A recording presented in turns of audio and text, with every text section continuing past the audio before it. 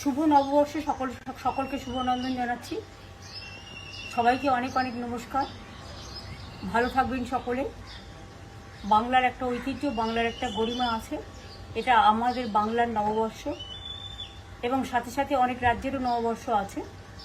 আমি সকলকে বলবো, বাংলা সংস্কৃতি সম্প্রীতির পীঠস্থান এবং সমস্ত সামাজিক সংস্কারের, জাতীয়তাবাদের আন্দোলনের, স্বাধীনতা সংগ্রামের পীঠস্থান, বাংলা সংস্কৃতির পীঠস্থান, বাংলা সর্বধর্ম সমন্বয়ের পীঠস্থান, সংহতির পীঠস্থান।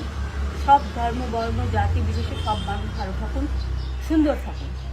আর তৃণমূল কংগ্রেস সরকার আপনারা দেখেছেন, কেন্দ্রীয় বঞ্চনা সত্ত্বেও আমরা প্রায় 105টা সোশ্যাল স্কিম করেছি, জন্ম থেকে মৃত্যু অবধি সব মানুষের জন্য। আগামী দিনও সব মানুষ যাতে ভালো থাকে সেটা দেখাই আমাদের আসল উদ্দেশ্য।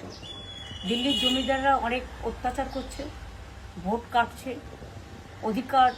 অনধিকার প্রয়োগ করছে এবং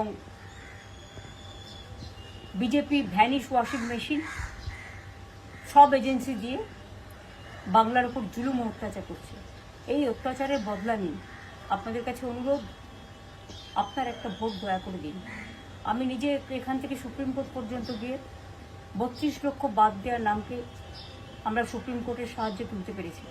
বাদবাকিও যারা আছেন, নিশ্চয়ই আজ নয় কাল তাদের নামও কোনোভাবে উঠবে, যেহেতু ট্রিব্যুনাল চলছে।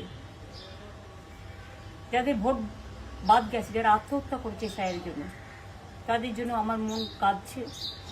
আমি জানি একটা পরিবারে 4 জন ভোট দেবে, একজন ভোট দিতে পারবে না, সেটা কেউই মেনে নিতে পারে না। তাই আসুন, আমরা দাঙ্গা নয়, রক্ত নয়, সন্ত্রাস নয়, অত্যাচার নয়, ওরা অনেক চমকাচ্ছে দিল্লি থেকে, কোনো চমকানি নয়। আসুন আমরা নতুন ভোট নিয়ে আসি, শান্তি সম্প্রীতির বার্তা দিয়ে, সংস্কৃতির বার্তা দিয়ে, সকলকে ভালোবেসে। এই বাংলাকে যদি ভালো রাখতে হয় তাহলে মনে রাখবেন, গণতন্ত্রের পীঠস্থান হচ্ছে আপনার নির্বাচন, এবং নির্বাচনটা হচ্ছে, এটা হচ্ছে মানুষের একটা উৎসব, ভোটের উৎসব। সেই দিন আপনার ভোটটি দয়া করে এবার আর অন্য কোনো প্রার্থীকে দেবেন না। জোড়া ফুল চিনবে, যে যেখানেই প্রার্থী হোক না কারণ মনে রাখবেন, 294টা কেন্দ্রে যদি আমার নেতৃত্বে সরকার চান, তাহলে আমার প্রত্যেকটা প্রার্থীকে আপনারা দয়া করে কোনো উৎসব উপচারে কান না দিয়ে জোড়া ফুল চিনে ভোট দেবেন।